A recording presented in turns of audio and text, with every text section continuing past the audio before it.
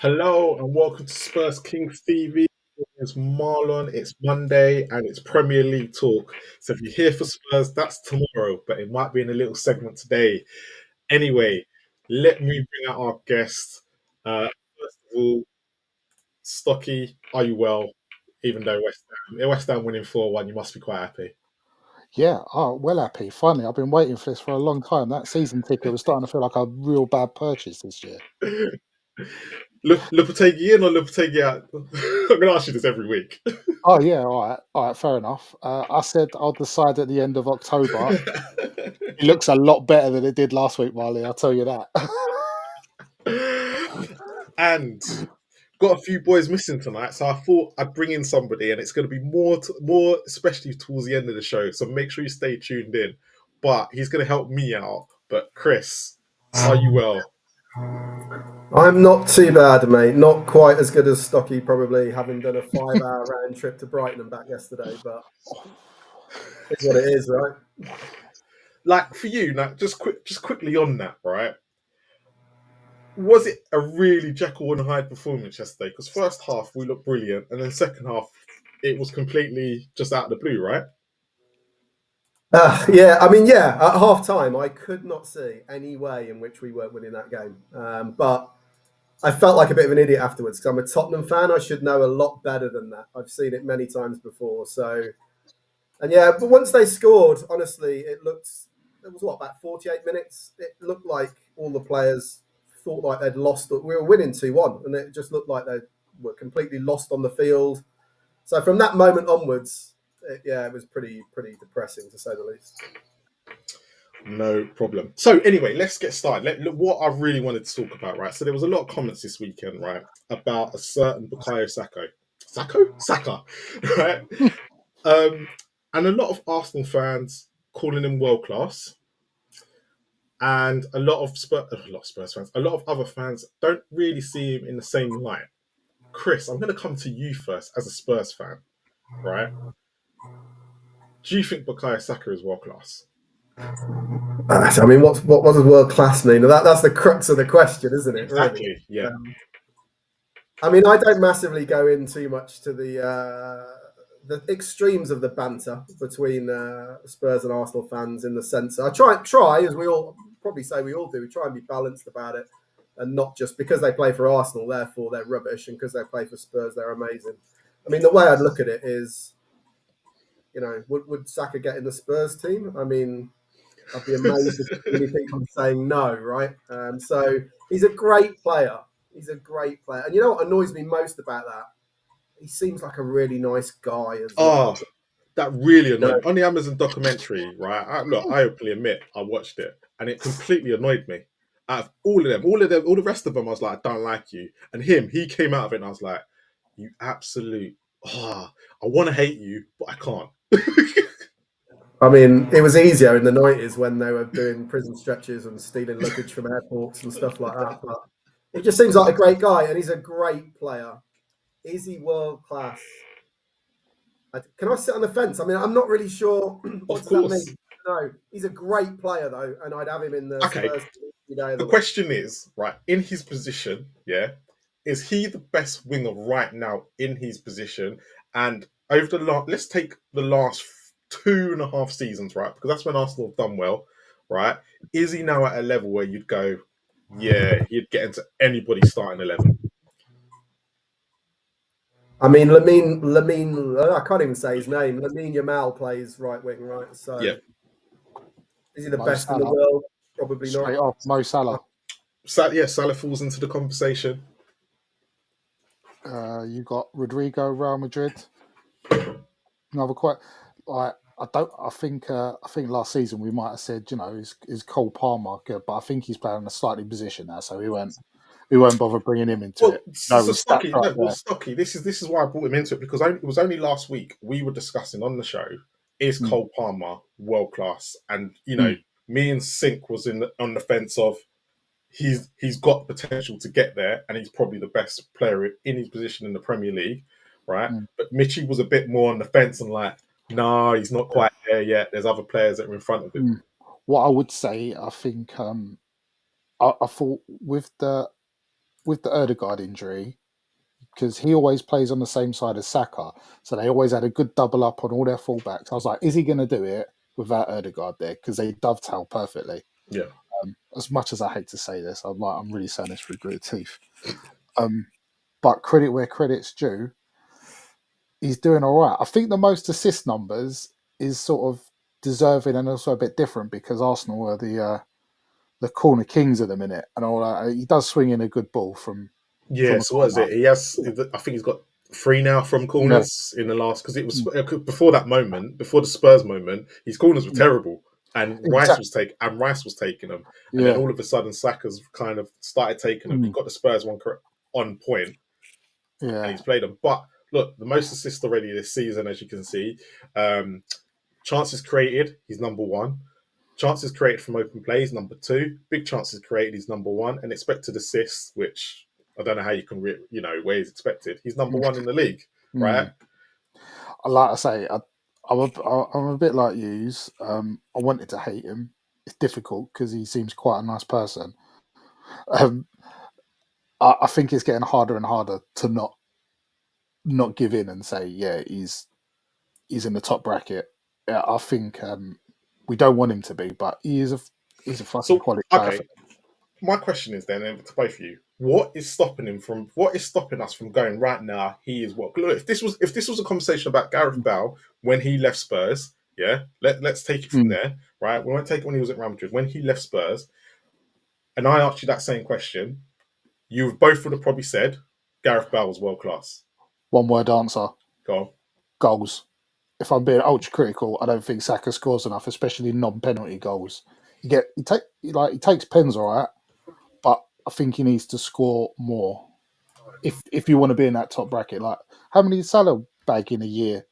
He's at least 15 to 20 goals for how many years now in the Prem? Yeah, that's world class inside right forward play, you'd say. Chris, I'd add a little to that. With Bale, I love Bale, and he's the player that I always say when people say who's the best Spurs player you've ever seen. I've seen a lot, right? Gascoigne, Ginola, loads of them. I go for Bale as the best player I've seen, and the reason for that is he could win games literally on his own, right? And the other thing I thought with Bale is when people know what you're going to do and they still can't stop you. Like, everybody knew Bale, his last season at Spurs, right? Cut in, bend it in the far corner with his left foot. Everyone knew what was going to happen, and it just happened time and time and time again. No one could stop it. So I think sort of changing and dominating games and sort of winning a few more games kind of just on his own, that would elevate him, I think, a little bit. And then the obvious things like, I guess, winning stuff and doing it at a top level, like for England maybe, those sort of things. But he's very close, isn't he? He's knocking on the door. So let's take last season, right? He scored 16 goals, 9 assists, right? Season before that was 14 and 11, right? So they're in Arsenal's best seasons, right? And then before that, it was 11 and 7. And then the season before that, 5 and 3, which was the 2021 season. I think that's the year they COVID Cup, right? When he actually did win something. So what does he have to do this season, yeah, for us to be having this conversation as non-Arsenal fans, right? Because that's what we have to put here. We're not Arsenal fans, to say that he is in that world-class bracket. What numbers would he have to hit? I don't know specifically about numbers, but you get your notoriety if you score the winning goals in big games.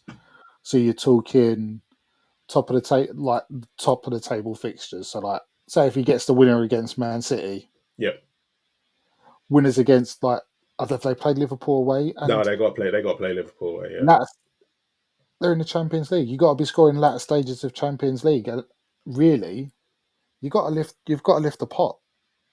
You've got to lift. That I agree with that. Well, because you look at Harry Kane, right, and let's not turn it into a Harry Kane debate, but I don't think really any sensible person can argue he's not world class. But what gets thrown at him all the time is he's never won anything.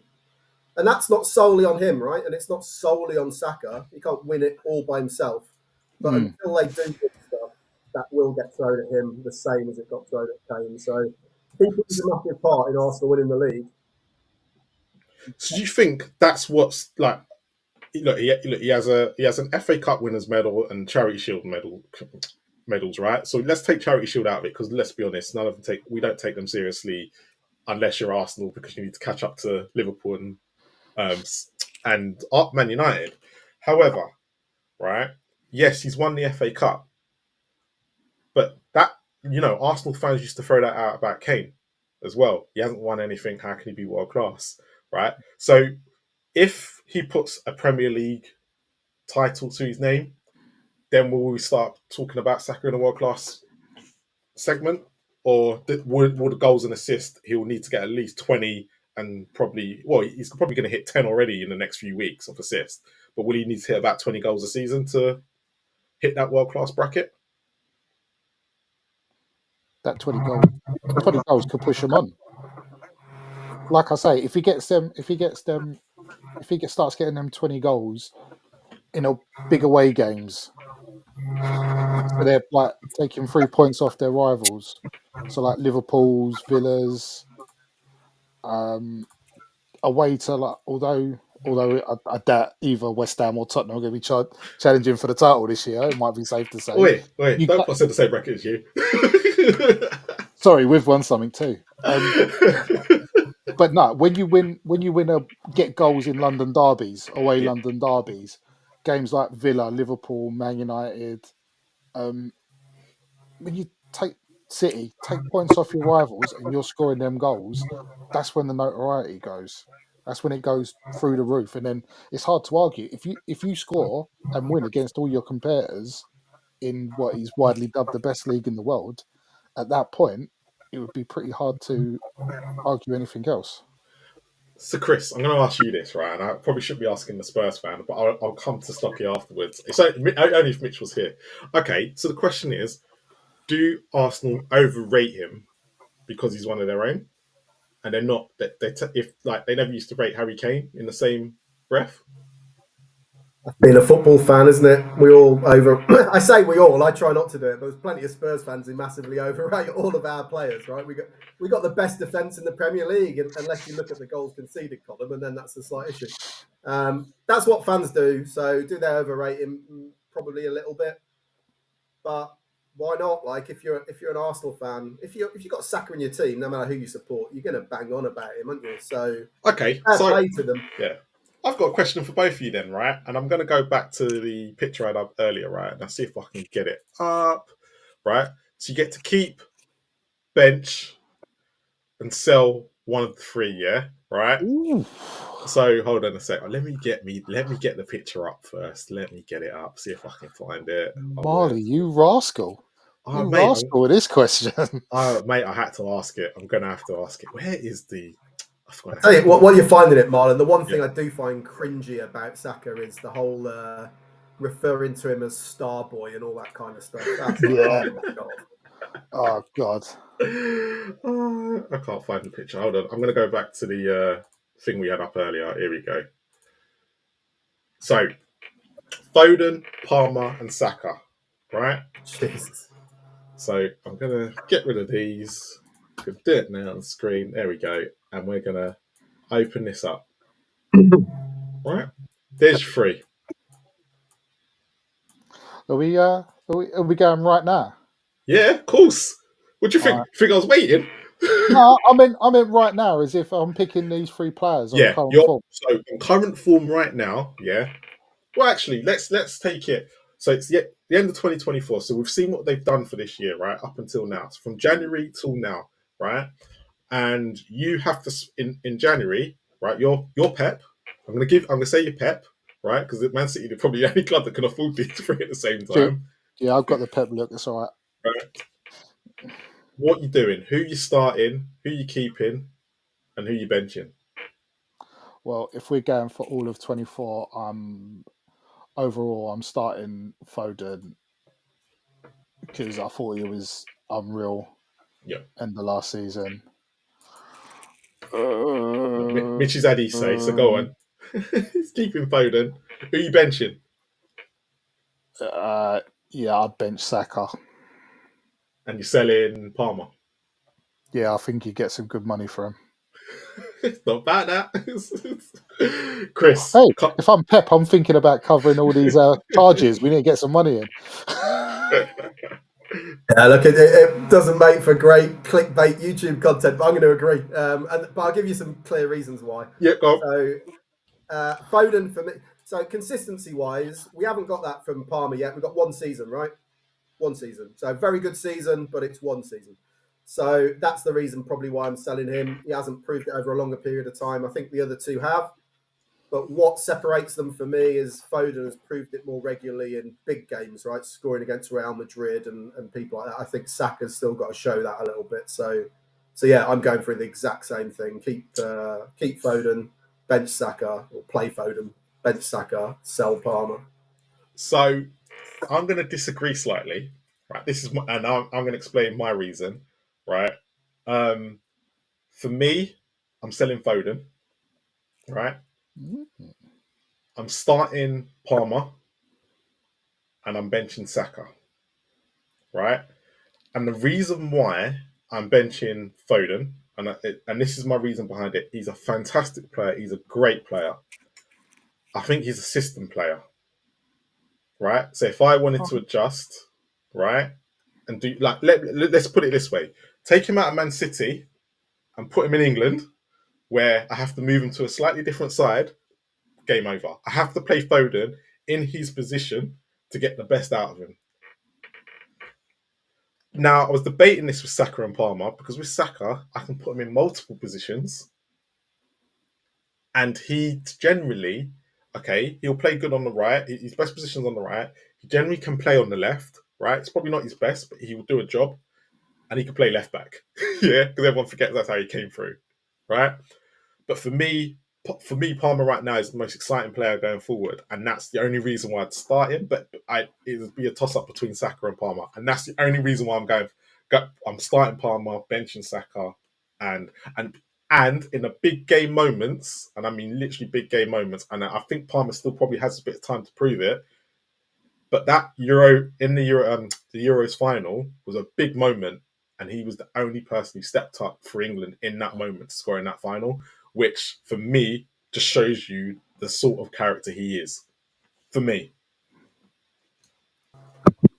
I feel a bit sorry for Foden though. Like Southgate didn't really trust him enough, but when it gets to the really big City games, he seems to play. Right?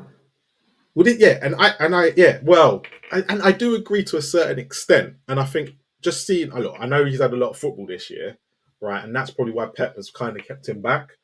But yeah, I think you're right. A lot of it's down to Southgate. But if say I'm a defensive manager, Foden's not the one I'm going to keep, is he?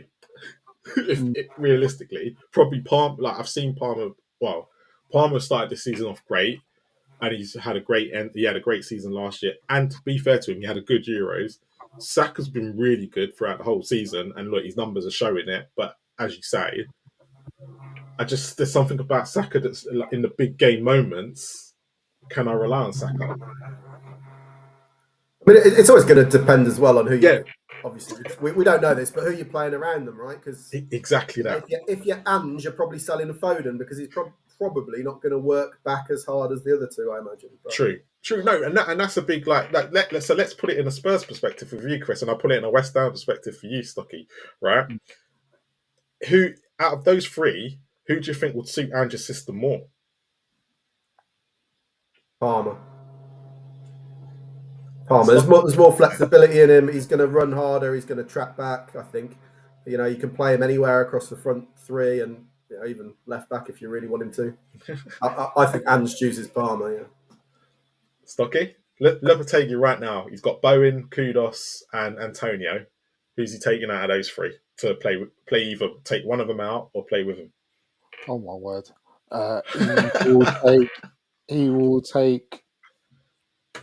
I think he'd take Foden because we just need someone to pick locks. We've got our wingers in Bowen and Kudus that we can do the run-in, the skills, the assists from wide, the goals. We can't unlock the door. That's what we do. If someone sits deep on us, we won't score in a month for Sundays. Also, this old Dr. Johnny on there where he says Maradona and Messi are world class. they're better than world class. They're not of this earth. they're freaks of Yeah, nature. they don't count because they're too good. But he's That Maradona quite literally not of this earth anymore, is he? Bless him. Yeah, well, yeah. But he's asked a great question: who is the regular game changer, and who does it in big games? And I think you both said Foden, right? For me, yeah. He's got a track record, although I'll tell you what, if Palmer carries the trajectory of this season, if we do this again at the end of the season, it could be very different. Yeah, and this Has is Palmer controversial? Has Palmer done that well this season? A reason why I say, partly because he was in my fantasy team and then I binned him and he went and scored 4. So that's one reason. But like he's amazing in that game, right? 4.5. But has he been that brilliant? I'm not a Chelsea fan, so I haven't watched them. But like Last not week, for sure. So obviously Stocky, because you've got to see it in the flesh against West Ham. yeah. Do you know what? It was Jackson who impressed me more in that game. It was mentioned that Foden's a system player, but all of a sudden Palmer's playing more of a forward with Jackson, which So they've created. They complement. They've Apparently, worked it somehow. At Chelsea, they've managed to work something out correctly. So I don't know. I think you could also. I think Palmer's got the perfect fit for him right now. He's the boy down at Chelsea, so he's got the space to go do it, and he's got Jackson who's going to occupy defenders, so space appears. So kind of he's in a good place as well. He's in a prime position to thrive, and he is. Okay, so I think we've all agreed Saka's not world class, but a great player. Yeah. Arsenal fans not good. No, and that'd be interesting. Whoever watches this back, please get in the comments. I just want to know, is Saka world class? Because that is a massive question, and a lot of us fans probably underrate him a little bit, right? I'm one of them, but at the same time, I think it's because Arsenal overrate him so much. Hold on, we've just had Sink join. Maybe you can join in this last debate before we move on. Can you hear us loud and clear? First of all, yeah. Can you hear me? I can hear you guys. Yeah. So before we go, right, before we move on this, yeah, right. I don't know if you saw, but we've said you can either keep, sell, or bench, right? Mm-hmm. And they are Saka, Foden, and Palmer. What you doing? Keep, sell, and bench. Keeping Palmer at the moment. He just seems just on form. He's just a little bit ahead at the moment. He's just the top of the trend. I'm keeping, benching Saka. Yep. And gonna have to sell Foden, I'm afraid. Okay. Why are you going to sell Foden? Because these two both said that they'd keep. Was it keep? Start Foden, wasn't it? Both of you, yeah. So why are you selling? Set for me. Yeah. He just doesn't translate international club. Whereas Saka and Palmer, they translate both sides of the game, internationally and club level. Don't get me wrong, Foden's fantastic at City, but for England, he just doesn't seem like the same player at all. I got eyes on Southgate at that a little bit, but this is possibly. Yeah. But that is probably under a different manager. Yeah, you could probably see a different side of Foden. Yeah, well, Lee Carsley, we'll see what he does in the next few months and see. Southgate though, like Foden's given him. Sorry, I'm giving away my age a bit here. But he's given off the Foden thing's a bit like the old Glenn Hoddle debate, right? He didn't get as many England caps as he could have done. True. Under a different manager, you make the team around that player, and Southgate's never going to do that with Foden. Maybe Lee Carsley or whoever the next guy is will do, but we'll see. Yeah, possibly. I think a big thing for Foden at the moment was Bellingham being in that 10 position. I think if he had just been allowed to just do it and the full faith be in Foden, maybe he wouldn't have got a lot of goals and assists, but I think a lot of the play would have gone through him. He would have been the creator, a metronome, someone that can keep possession of the ball under pressure with players on his back. He's comfortable with receiving the ball. He does it for City all the time, and that's something we miss in the England setup. I feel internationally. Okay, we're going to move on to the next part, right? And Chris, I'm going to keep you to last on this one because you're a Spurs fan, right? And I just want to get an outside view on what non-Spurs fans think at the moment. So Ange Postecoglou, right? Should he be under more pressure with the job that he's doing than Ten Hag, right? So there is reasons behind this, right? I'm not just bringing it out. Look, he lost yesterday. He beat Ten Hag last week, right? So I'm just going to bring up something that someone had brought up yesterday, and I just wanted to show you guys this, right? So can you see this table below? Yeah. Okay, so this is the best managers in their first 45 games, right?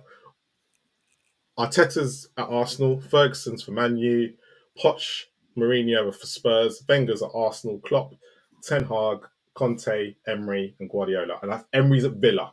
Yeah, just to throw that out there. It's Emery at Villa, not Emery at Arsenal. Okay. Okay. So, Stocky, West Ham fan, obviously love seeing Spurs where they are at the moment. Is Postecoglou getting away with it because he's a media darling, or is it exactly where he should be? It's an interesting one. When you mentioned mooted this out yesterday, I had a good think about it. And that's why I put think, it out there. Yeah, proper. I think last year was a no-lose gamble for him. Kane being sold just before the window, it wasn't too long. You didn't have too long to get your replacement in, did you? If I remember well. And you so Stocky, before you carry on, yeah, we had an adequate amount of time, right? Because let's be honest, the rumours about Kane leaving was happening at the end of the summer. They didn't happen towards the end, and Bayern Munich went, all right, here we go. Yeah. We knew Kane was leaving. It was all about the fee. Right. Tottenham haven't planned, as per usual. Well, yeah, that. Don't even start me on that, because look, I don't like Tottenham, but Levy's a dickhead and hold you back. Before I get into that, he had a no-lose gamble, because if you're missing Kane, you're missing like 30 goals or whatever. So, and he done really well. But there was the odd result where, as an outsider, I'd think that Chelsea one with the sending offs and everything, I was like, hold up, that's not what you do. That's not Cavalier. That's full and things like that. And then yesterday, just small things. Yeah. And I think he gets away with it because generally Tottenham do get a bit of a media loving, and he's a nice bloke. Oh yeah. Oh mate, it's serious. That is what. It's like you're. This is. I'm shocked by that, but carry on. Because you're a West Ham fan. Obviously, I've got my rose-tinted glasses on. I'm a Spurs fan at the end of the day. Put it like this. Yeah. In pundits, on pundit panels and commentators, there's a lot more people that have played for Tottenham than, say, West Ham. That's because we're bigger. Most of them hate Spurs, though. Most of them hate Tottenham. Like, and people like. Yeah. Hey, have you had it? Hold on, Stocky. Hold on. Have West Ham had any decent players to go on TV? Do you know what? Saying that, Coley and Cole on the Europa Conference. TNT. Them two made the Europa League conference really interesting. I tell you, I can't. To be fair, yeah, they did. Even I watched. I ended up watching West Ham games because of those two. I have to open them. I'm not here for the glory. I'm just here because this is. Yeah, definitely. I'm not in this for the glory. It's something different. Anyway, I think Post is a good man. I think he's a good man, and he says good things about football. But eventually, it's a results business. And he said something really daft at the beginning of the season. I win a trophy in my second season. I've always won a trophy in my second season. Okay. Don't say things like that, because they come back to bite you in the arse if you don't. But he did explain that, and he basically said, I was saying a statement that was true. Yeah. It's not to say he was going to win something this year. He said, normally I win something in my second season, which if you go look at his record, it's completely true. He's not lying. The only problem is, and I do agree with you, it now puts him under more pressure, and there's going to be more scrutiny on him. Right? So Sink, let me bring you into it. QPR fan. Yep. Right. So Premier League is your second league. You don't really care about the Premier League. But obviously, Ange, for you see, look, Ten Hag is under a lot of pressure. Right? But you look at his first 45 games, he's won 2 trophies in that as well, when over the last 2 seasons. But he's under more pressure and is about to lose his job.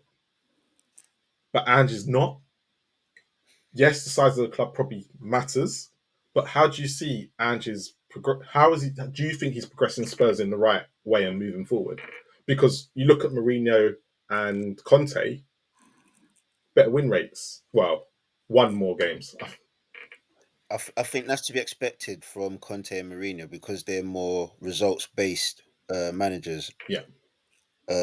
For me, with Ange, a big thing for me last season was he had a really good game plan. But the things with the Premier League, people study you and then they come up with they find your weaknesses. And if you don't have a plan B, then you're stuck. And last season, I said that could be his undoing. I think you pointed out to me that he has made slight adjustments, but like I said I think I mentioned last week, could the Man United game have been papering over cracks that are actually still there? I think maybe with Tottenham, it's a little bit of still that culture within Tottenham where you're bound to have those mishaps and mistakes where you're in the lead comfortably and then you end up losing or drawing games. So it's a little bit of Ange's influence, and you're expecting to win a trophy on his second season. Yeah. But then also Tottenham are Tottenham, so they're going to do. Oi. I'm just saying, Tottenham are Tottenham, so they're bound to drop the ball somewhere sometimes. It was a very Spursy moment, as everyone calls us yesterday. It was. I didn't want to use the infamous word Spursy, but it was. Mate, it was one of those ones where, as a Spurs fan, and Chris will come onto it because he went right, so he'll come onto it last. I'll bring him in last on a whole yesterday. Mitch, right? Where do you sit on the Ange train right now? Because when I say you sit on the Ange, you're a Newcastle fan, right? And you're on the outside looking in. Is he doing a good enough job at Spurs, or do you think he should be under more pressure like Ten Hag is? He's got to be under similar pressure for me. Mainly because since I know people will turn around and say you can't just take games out of his record, but the first 10 games last season he got off to an absolute storming start. But since then he's been below average. And it's not. A lot of people will say, yeah, but they play exciting football and this and that. But you're not winning enough games and picking enough points, and you're losing games exactly the same way over and over again. Learn your lesson. I said last season when we came to Tottenham, for those that don't know, I'm a Newcastle fan, we came to Tottenham depleted and tired and got beat at White Hart Lane. I put out a tweet after that game and said, if you play that high line against us, when either of our wingers are fit and firing and our midfield has a half-decent game, we beat you. Because that is what we want teams to do. And he's done it both games since. The game at St James's Park last season, it was just stupid how he kept doing it because we didn't play great, but we just kept flinging it over the top. And even the game this season, he played the high line. The first goal didn't account for it, but the winner, exactly the same thing. We played one ball through the defence, we're in, square it, 2-1. You can't keep losing the games. Losing games is fine, but don't keep losing them exactly the same way. Before I bring Chris in, before I bring this graphic down, there's two things that are concerning for me on this graphic that people won't point out, right? So look at the goals against compared to the rest. Yeah, 69, right? The only one that even comes close is Klopp, right? But what is the biggest concern for me is the amount of draws. And people will be thinking to me, what the hell am I talking about? But when there's draws, so if you look at, say, Arteta or Fergie's, right? Look how many draws there are. That means there's more games in the balance for them, which means they could go either way. So there's something going on, right? But with Spurs, it's either they win or they lose. And I think that is a big contrast to where Spurs are with Ange. And I think that's what's slightly different to this. Because you'll look at it and go, he's won 51% of his games. But that loss column means that you're going to lose a lot more games as well, which means he's very 50-50. Chris, now, you were there. Sadly, yeah. So you were there yesterday. Come on. Where are you with the whole Ange thing right now, as a Spurs fan? You've heard what everyone else has said. Where are you with it? Mitch was pretty spot on for me, to be fair. But one of the facts to add in there that wasn't in your list is that Ange has spent more money than any Tottenham manager in the history of the Premier League, right? Yep. Yeah. So he's had a lot of money. And the one thing that's frustrating me a bit about, well, there's lots of things that's frustrating me about him, but one thing in particular at the moment is he doesn't have to talk some utter nonsense, like absolute ridiculous things that he comes out with at times that I kind of expect it to be a Sunday league manager. And like yesterday after the game, when someone asked him, could you have made subs earlier? And he's like, yeah, I could have done, but substitutes or no substitutes, we didn't deserve anything. I don't want to get a result when we don't deserve it. I'm like, what? What does that even? What are you talking about? And it's stuff like that worries me. But yeah, I mean, I'm probably not fully Ange. I'm very much Ange. You need to really convince me quite quickly. I was also at Coventry, by the way, and that was maybe it's just me. Bad performance. Yeah, stop going, Chris. Yeah. Well, I'm a season ticket holder, so if we start getting really bad at home, it definitely isn't. But you can't. I'm going to say what Mitch said in another way. I saw someone say earlier on online earlier, to paraphrase Ange a little bit, you can't just, it's the way we are, mate, out of every situation. You can't do that. It's just ridiculous. It was ridiculous in the Chelsea game, and teams change, right? What's worrying for this season is Leicester, we were good first half, right? Yeah. Looked like they figured us out at half time, and we were rubbish second half. Newcastle, we were okay-ish second half, but they also figured us out, just hit us a couple of times on the break. They win the game. Coventry, we were rubbish first half, but we were much worse second half when they figured out how to play against us. Brighton looked like Brazil in the first half. Their 31-year-old manager works out, hold on a minute, all we need to do is get the ball to Mitoma and Minte, and then they're all over us, and Ange just sits there, watches the game, so shaking his head, doing nothing, no changes, till we're 3-2 down, and then brings on 2 defensive midfielders. I mean, I don't know where to start, to be honest. So, question for all of you, and I'll leave Chris again till last. Stocky. Yep. Will Ange survive the season? Depends what you do in Europe. If you keep winning in Europe, it could be a Moyes-esque season, where it's a bit underwhelming, but maybe get away with European form, because, to be fair, any Prem team in that competition should get to the final. Okay, next question for you then. I've got 2 questions and I just got a thought in my head. Right. Would you have Ange at West Ham? No. No, he's tainted forever now. Okay. Mitch, I'll come to you second. Mitch, will Ange survive the season? Oh, actually, will he outlast Ten Hag? Is another one.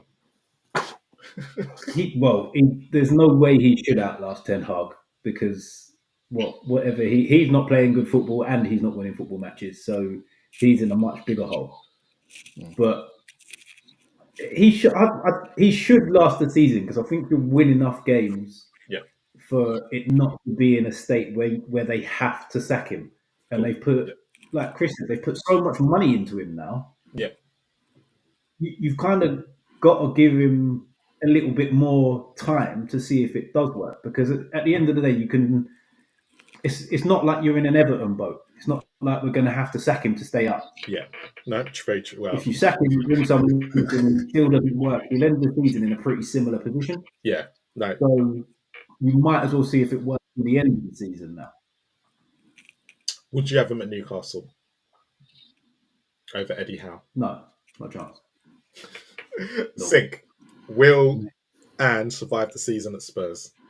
I think he will survive. I think the fact that he plays entertaining football is something that Spurs strives for. Mm-hmm. If he can still maintain results, then yeah, he will survive. But again, I think it goes back to what Stocky said. If he has a good cup run, doesn't necessarily need to win Europe, but as a good gets to a semi-final or something, maybe that could, paper over cracks, and, make good of a bad situation, if you know what I mean. Right, I'm not going to ask if you'd have him at QPR. You've got to bear in mind this is Yeah. Levy. Didn't he sack Mourinho not long before a Champions League final? League Cup Yeah, but final. I think that's more to do. The thing is, Mourinho has a spicy personality. I don't think Ange has that kind of personality to have No. Yeah, the media switching him and the board switching him as well. So, question, because I'm not going to ask you if you want to have him at QPR. My question is, would you take him as the England boss? Ange? Yeah. The manager of England. Do you know, I just don't like people that don't have plan Bs. You got to have a plan B. But this is why I'm asking the question, because you've seen, what he's done. Because the only thing... go on. I wouldn't, because that's kind of like the problem with Southgate as well. He just didn't have a plan B, or didn't even know how to implement a plan B. So it'd be a different kind of similar situation. Chris, do you think he'll survive the season? I do, for a couple of reasons. One, as was just mentioned then, he's not a Conte or a Mourinho, and that's going to go down well with Levy, right? He's not going to cause any problems. He's going to have the players given. He's not going to moan about it. He's going to happily take 18-year-olds. So happy days for Levy. So, and the reason why I don't think us as a fan base will turn like we did against Nuno, for example, is because the way we play is enough that we are going to batter some teams, right? Albeit they're the worst teams in the division. But we're not United. United just stink the place out every week against every opposition. Flat track bullies, they call us. Yeah, well, exactly that. We will look like amazing one week, and then the next week we'll look... In fact, we can do that in one game, as we saw yesterday. I've never seen a team so inconsistent within 90 minutes as Ange's team. But I think he will survive for that reason. As you guys who are Spurs fans know, as a fan base, we can't agree on anything. So you've got they're all turning on each other. You've got everyone. Some people love Ange, some people hate him, and I don't think there'll be the consistency there. Just one other point though. Yeah. I can't remember who it was who said it now. He'll survive if he maintains the results. This is Tottenham's worst start to a season for 16 years. So I don't know about maintaining the results. Yeah, the last person to have a bad start like this was Ramos. He got sacked. So, food for thought. Anyway, let's get to the last topic of the night and the interesting part. So, boys, just as an FYI, Chris has been a referee and is going to give the referees perspective on things. Now, we've looked at some stuff over the last few weeks, right? Yeah. And agreed to disagree. I think we've agreed on mostly everything, right? So that's why I brought Chris in, because I didn't want to agree anymore, right? I want you to anything he now says, right? So we're gonna get your opinion first, and then anything Chris says, I want you guys to go in, question him, and get the reason why a referee would be going down that route. Okay, right? So this is how we're gonna do it, right? So I'm gonna start with you, Stocky, in a second, right? And we're gonna look at 2 penalty incidents that happened over the weekend, right? That wasn't given, right? And to be fair, I'm 50-50 on one I thought should have been and one I shouldn't have. So it'd be interesting to get your points of view and then get Chris's why both incidents weren't given. Okay? So it's coming up now, once you guys can see it. So Mark Gahey and Calvert-Lewin, right? 2 situations, right? So Van Dijk pulls, I believe, Gahey back. I can't remember if it's a cross or a corner, but he pulls him back, right? No penalty was given, was checked, and they said it weren't given. And then you got Calvert-Lewin against Newcastle, which I believe I was going to be interested in Richard's point of view on that one. But again, I believe Calvert-Lewin goes to kick the ball and he ends up kicking. I don't know if he ends up kicking, who's that, Dan Burn? And he ends up going over, which a lot of people said it was a penalty. So, Stocky, we'll start with Gahey. Penalty or no penalty? I think that's a penalty because Van Dijk clearly knows what he's doing. He's looking at Gahey, he's holding his hand. And we had a similar decision at West Ham against Chelsea where I think someone broke into the box and the winger held his hand to stop any momentum going forward, but just let go after a thing. And there was a not sustained holding. And I believe the call was similar for the Gahey one. It was not didn't hold him for long enough, essentially, which, well, in both instances, they're looking at the player, they're holding on to their arm to stop momentum. If that's not gaining an advantage unfairly, I'm not really sure what is. I'm a little bit more undecided on Calvert-Lewin. I think Burns trying to get his body in there and Calvert-Lewin's kicked him. But I could see the same incident next week and it's given. It's definitely one of them. We've said it about 4 times already this season. If the ref gives it, they ain't got enough to overturn it. If he doesn't give it, they haven't got enough to overturn it either way. Okay, so you're saying Gahey penalty, Calvert-Lewin probably not. Yeah? Probably not, just about. Sink, come to you. Gahey. I think Gahey won. I think at the end of the day, I think that's just dark arts from Van Dijk.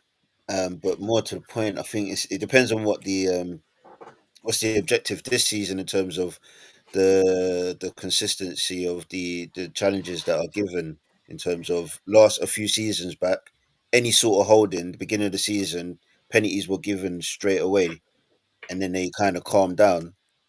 And then this season, there've been a lot more talk on, the weight of the challenge, if there's enough holding. So it depends on what's being given. But for me, I would say the Gahey one is a penalty because I think Van Dijk's gained the advantage as well. So for me, it is a penalty. And Calvert-Lewin? Again with the Calvert-Lewin, I think that is definitely just a 50-50 coming together more than anything. Calvert-Lewin's tried to shoot, but Burns has put himself in a good position to kind of block the ball. He's shielded the ball. He's still trying to play the ball. He's not impeded Calvert-Lewin in terms of tripping him up. He's put himself in to block the ball or block Calvert-Lewin's access to the ball. So for me, I would say that's not a penalty. If anything, it would probably be a free kick to Dan Burns if it was a panicky ref, from my perspective. Mitch, Gahey. Gahey's a pen for me, mainly because, it's clear Van Dijk's not even trying to go with Gahey. So if the holding comes while they're both going towards the ball, then that happens for every single free kick, every single corner. But he's stationary, just trying to hold Gahey, who's going for the ball. That's why that one's a penalty for me, because he isn't trying to do anything else other than stop that Gahey getting it. Yeah, he's getting the advantage. Yeah, so it's not like I'm going to pull him while we're running to try and gain the advantage that way. It's like I'm not even going to run. I'm just going to drag him back. Quick question before we go to Chris in a second.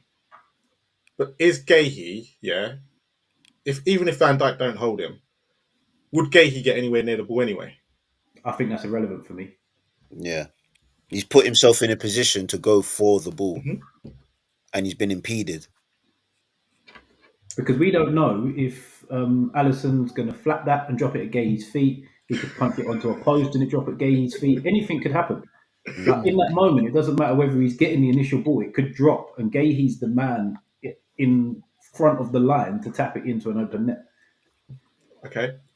All right. What's your Calvert-Lewin? I completely with Sink on this one. The ball is in a position where Dan Burn is probably slightly favourite to win it, and he's got his body in a good position. There's nothing that says Dan Burn has to get out of the way and let Calvert-Lewin shoot. Just because his leg's in where Calvert-Lewin wants to swing his foot doesn't make it a penalty.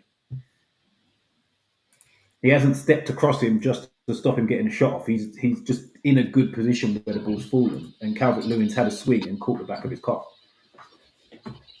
Okay. Chris, explain to us the Van Dijk and Gahey situation first. And you guys jump in at any point, yeah? This is your chance. Yeah, feel free. Right? Go ahead. Can we do it the other way around, Marlon? Do you mind if we do the Calvert-Lewin one first? Let's do the Calvert-Lewin one first, yeah. I just think that's a bit more straightforward and a bit less controversial. So at the end of the day, so I think Dan Burn stepped across him a little bit, but when he does that, the ball's within playing distance for Dan Burn, right? Yeah. If the ball was 10 yards further away, he's just stepped straight across him, and that is just deliberately impeding Calvert-Lewin, right? And that, for me, that would be a penalty. But the ball's within Dan Burns' playing distance. He's just basically getting to the ball first, pretty much. So Calvert-Lewin then absolutely kicks him. So, yeah, absolutely. Dan Burns not got an obligation to get out of the way and let him shoot, right? He's a defender. He needs to try and stop him from shooting. So I don't think at all that is a penalty whatsoever. And everyone's kind of agreed on that, right? So I think that's a bit clearer. Yep. Mm. So no controversial on that one. Oh, great. Here we go. A bit of context. So back when I worked for the FA, this was kind of my job was to discuss with groups of referees what was in our thought process, what's the preferred decision. But it would split. Some decisions would split a room of referees, right? And I used to occasionally get an invite to go and sit with the Premier League guys back in the day, and they would sit there, and the same thing would happen. They'd play a decision, and half the room would think one thing, half the room would think another. That's just the nature of refereeing decisions, right? So I'm not going to sit here and say definitively there's a right or wrong. If you think it's a penalty or you don't, that's fine. All I can do is explain some of the thought processes and what some of the guidance is currently. So the only thing I slightly disagreed with, well, I mean, I disagree with all the guys because I'm going to say I don't think it's a penalty. But in the reasoning for that, one of the things I disagreed with was about whether it's important about whether Gahey's got a realistic chance of playing the ball. Because if you extend it a little bit and say that doesn't matter at all, then we can start giving penalties for an offence that's 15 yards away in the corner, right? And I don't think football really wants that. It's got to be, the guidance currently is for holding offences, it's got to be impactful. Now, what that means is open to interpretation a little bit, that the length of the holding is important. I can't sit here and say that was not an act of holding. It clearly was. But I think as football as a whole, if we got to the point of any holding is always a penalty, even two guys who are stood still and one guy just does that, are we going to give a penalty for that? I don't think anyone wants that. So when you accept that is not a penalty, it then becomes subjective about how impactful is it. And you're going to get inconsistency. You're going to get different views. So going back to this particular one, I think if you take that challenge away, Gahey's getting nowhere near the ball. I think it is fairly fleeting. So for me, I wouldn't massively disagree and say, absolutely, if you think it's a penalty, I'm not going to sit here and go, no, 100%, you're completely wrong. Because I think if it's given, I don't think VAR overrule and say it's not a penalty. And so I think this is a bit of a grey area. The one comparison I would make for Stocky's benefit, going back to the West Ham game, which was an offence against Somerville by Wesley Fofana. Quite similar length of holding, similar kind of, it wasn't the worst holding offence in the world, just a bit of a yank. But Somerville's got the ball right in front of him. Somerville is getting to that ball. There isn't a question. The impact on Somerville, for me, is absolutely clear. Therefore, for me, that's 100% a penalty kick. So how can they be both? The Liverpool one, not so much. How can the wording is virtually the same for both decisions, and that's just since when was sustained holding brought into the football lexicon?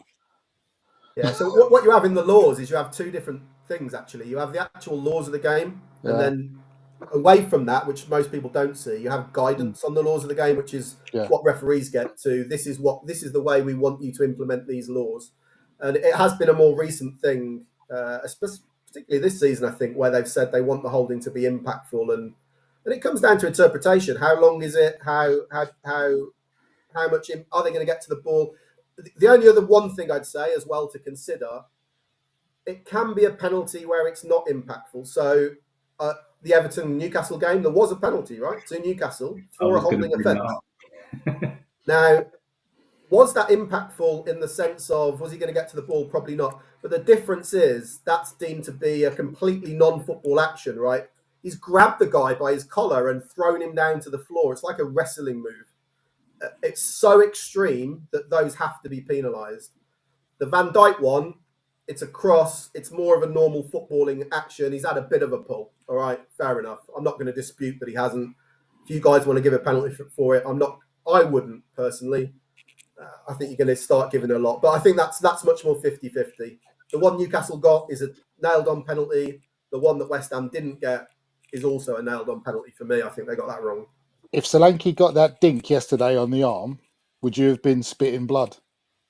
If he got that little tug in the area from a Brighton centre half to go 3-3. Oh no, but you got to bear in mind that once you're a referee, it ruins your ability to watch matches. Like when a ball goes forward, like I look to the assistant because that's what I always did when I was a referee, right? So there's so many times at Tottenham where the ball goes in and everyone's celebrating, and I'm knocked. I'm going, yeah, no, he's offside. The flag went up ages ago. So it ruins. I genuinely don't think I'm a little bit biased because I can't help it, but I think I'm more balanced than most. So, and it's a good test, right? If that's given against your team, are you just going to go? It's always going to feel a bit hard done to. Yeah. It's always a test. Just a quick question, Chris. See with the guidance, who comes up with like finalizing? Yeah, we're gonna go with this guidance. Okay, so you have a bit of a hierarchy. So the laws are set by a body called IFAB, which is the International Football Association Board, which are linked to FIFA. They're representatives of all of the FAs around the world. They will give guidance out, and that's at a very high level. Then as you go further down, you can have certain bits of freedom to a kind of local association point of view. So the FA, the PGMO, who the body that look after the referees, they give additional guidance, which is why sometimes you see things are refereed differently, right, in the Premier League as to they are in a UEFA competition, because UEFA have got their own referees guidance and the FA have got something. So it all depends on the competitions, really. But one clear example of that, by the way, I saw some interesting stats, which I'm going to see if I can quickly find while I'm on here, about handball this season. So just to give you a very quick idea of... sorry, I'm just looking at another screen of how things are interpreted differently. Do you know that in the Premier League this season, there hasn't been one penalty given for handball at all? No. And then if you look at the rest, so I've got the figures now. They've just come up. So in Serie A, they've had 6 penalties in 70 games. La Liga, 8 in 90. In the Champions League, 7 penalties in 36 matches for handball. The Premier League, not one. And that's because of the different levels of tolerance. Yeah, so strict on it in European football, handball. I mean, I don't think we would accept that as a football public in the UK. I much prefer it the way it is in the Premier League. Yeah, I guess so for our perspective, but I feel like when English clubs are in European competitions, we just accept it. Like we know that handball is sensitive in European competitions, so we're extra careful. So say that again, Mitch. The penalty that knocked us out was like that last season. Yeah, for real. So harsh. It's so harsh that I think it's ridiculous, to be honest. And what the other thing, from a refereeing perspective, that you guys won't care about, but genuinely, the referees, if they want to progress, referees are like anyone, right? They want to do well because they want to be the guy chosen to do the FA Cup final or the Champions League final. So, but if they want to progressing in the Premier League, you've got to referee one way. If you go and referee like that in the Champions League, you won't progress because UEFA expect you to do something different. So you've got to change the way you referee as an English ref as well. Probably shouldn't be the case, right? It should be the same all over in theory, but that's just not the reality of it. Yeah. What's the difference is there a difference between Prem and Football League refereeing? What, the guidelines? I mean, they're not really, no, because they're overseen by the same body, the PGMO. But what you do get in English football further down, so I was kind of coaching referees at a semi-pro level. So every level you step up in refereeing, from parks football through to semi-pro through to professional football, it differs, the expectations. I'll tell you a very, very quick story. I was lucky enough to be asked to go and referee. I actually mentioned this in the studio before the show. Reserve game between Spurs and West Ham, right? And that was a step up for me. I was doing the semi-pro football. And at half time, the Tottenham captain on the day was Jake Livermore. This is like 10 years ago or something. And he walked off and said to me, "Can you just give some less free kicks?" And I rang a guy who I know is a Football League ref and said, "Mate, I'm struggling a bit here to understand what the players want." And he said to me, he said, "You've got to understand that this is not the level I normally operate at. The level I was operating at, semi-pro, any contact, they want a free kick. Premier League level, the Premier League players, they're reserves. They didn't want that at all. So I was giving free kicks when the defender and the attacker went into the defender and the attacker like jump in for the ball, and they were just getting pissed off with me because it's a different level of football, right? They just want to get on with it because they're good players. So there's lots of challenges, like even at different levels within the same country. Decent. Can I just roll back to the decisions? The only other, you answered what was going to be my first question. The second one was, you said the burn one, if the ball was about 10 yards away, you'd potentially say it was a penalty. But then you also use that as a reason why Gahey one wasn't. Yeah, I mean, it's slightly different between tripping someone and it would still be impactful, right? It was what I was saying about the 10 yards. Obviously, if there's another player on the challenge at all, but I was saying, like, if they're the only two players and Calvert-Lewin's running for it and Dan Burn steps across like that with no intention of playing the ball's not within playing distance, that's probably an offence.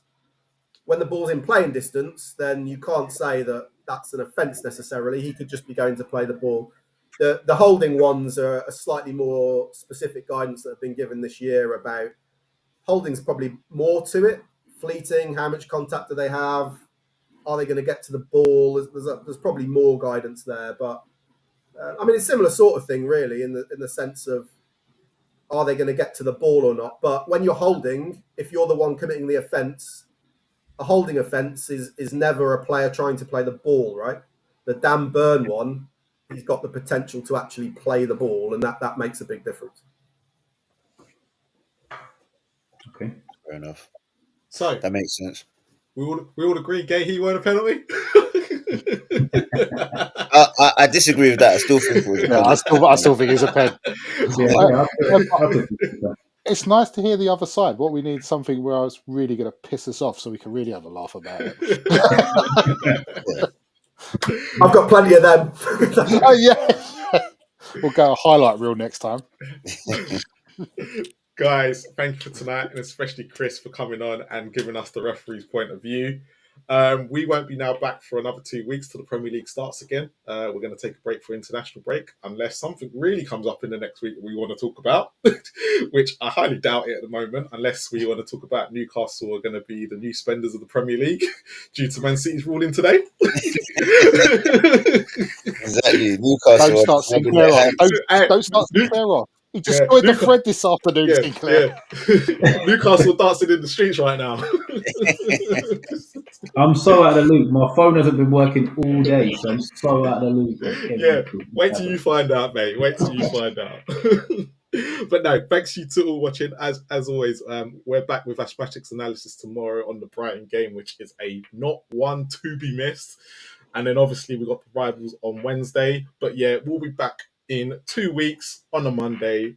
Thanks for watching. Make sure you stock his X handles in his title, Chris's X handles in his title, so is Mitchie's, and Sink's not on social media, so he's doing a Brennan Johnson right now and living life. But thanks all for watching, and I'm gonna say it, come on you Spurs.